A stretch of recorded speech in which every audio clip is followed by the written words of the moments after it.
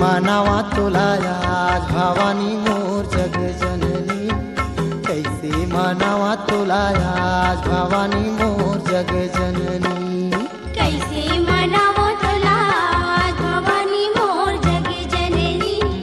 कैसे मनावो तुला आज भवानी मोर जग जननी, भवानी मोर जग जननी वो भवानी मोर जग जननी, भवानी मोर जग जननी, भवानी मोर जग जननी वो भवानी मोर जग जननी, भवानी मोर जग जननी, कैसे मनावा तुला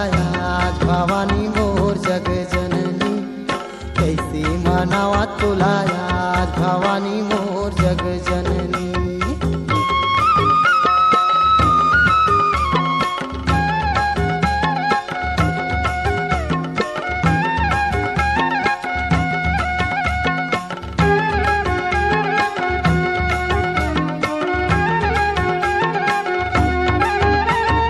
राजा नारियार फूलाली माऊ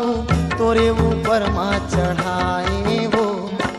तोरे ऊपर माँ चढ़ाए, पाना बंधन गोरस लाई तोरे जगह माँ बढ़ाए वो, तोरे जगह माँ बढ़ाए, कलश दिया जोत जला के, कलश दिया जोत जला के, डंडा शरण को गोराए भवानी मोर जग जननी,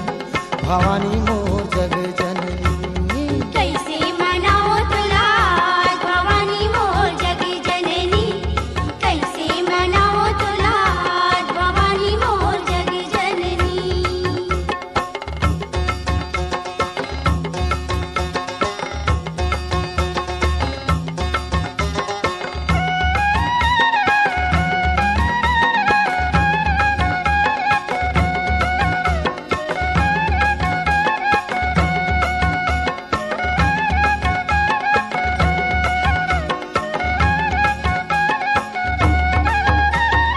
चैत कुंवार के शुक्ल पक्ष माँ बरुआ के बीज गिराए वो,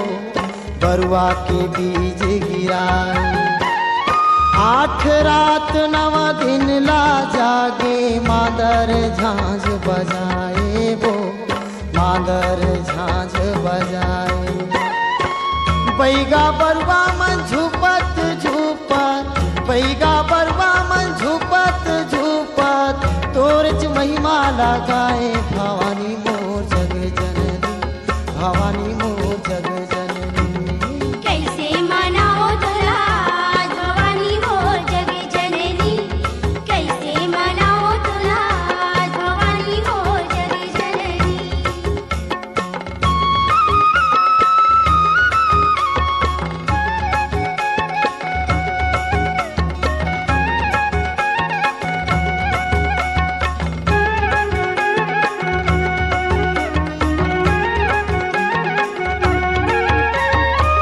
पोकरा भेड़िया के बलि चढ़ाए, लहू के टीका लगाए वो, लहू के टीका लगाए, खीर पर शादी रोट चढ़ा के सुघर भोग लगाए वो, सुघर भोग लगाए, जीवन भर तोर महिमा लगावो, जीवन भर तोर महिमा लगावो,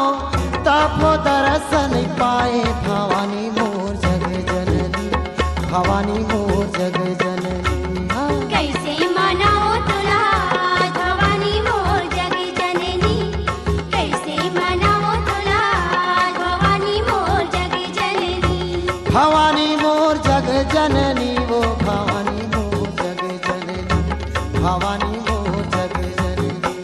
भवानी मोर जग जननी वो भवानी